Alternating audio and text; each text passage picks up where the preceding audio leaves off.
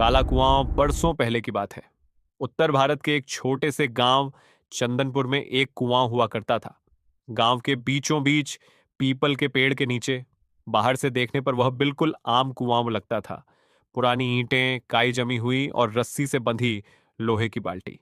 लेकिन गांव का कोई भी आदमी, औरत या बच्चा सूरज ढलने के बाद उस कुएं के पास नहीं जाता था। क्यों? क्योंकि वह सिर्फ कुआं नहीं था, वह काला कुआं था।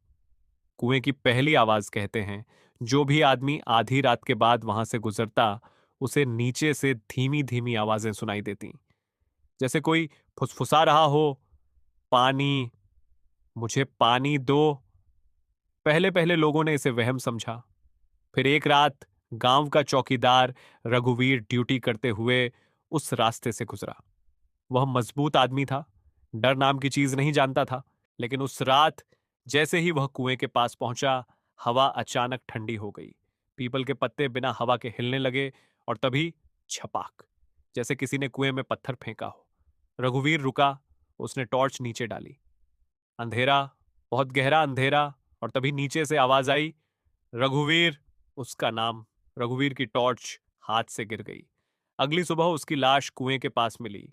आंखें खुली हुईं, मुंह ऐसा खुला जैसे आखिरी सांस में वह चिल्लाना चाहता हो, लेकिन आवाज बाहर नहीं आई।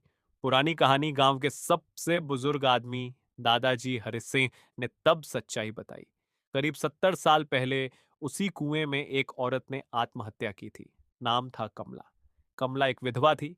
गांव वालों ने उस पर झूठा इल्जाम लगाया, इज्जत छीनी, और जब वह इंसाफ मांगने गई तो सब ने मुंह फेर लिया। एक रात भारी बारिश में वह कुएं के पास आई। गांव वालों ने उसे देखा, लेकिन किसी ने रोका नहीं। सुबह कुआं काला हो चुका था, पानी नहीं, स्याही जैसा अंधेरा। तब से जो भी कुएं से पानी पीता बीमार पड़ जाता, जो रात में पास जाता लौट कर कभी ठीक नहीं रहता। शहर से आया लड़का, कहानी यहां खत्म हो जाती अगर शहर से अजय ना आया होता। अजय पढ़ा लिखा था, भूत प्रेत में विश्वास नहीं करता था। उसने कहा, डर की वजह से ही डर पैदा होता है। उसने फैसला किया, वह उस कुएं की सच्चाई खुद देखेगा। पूर्णिमा की रात, 12 बजे। गांव वाले उसे रोकते रहे।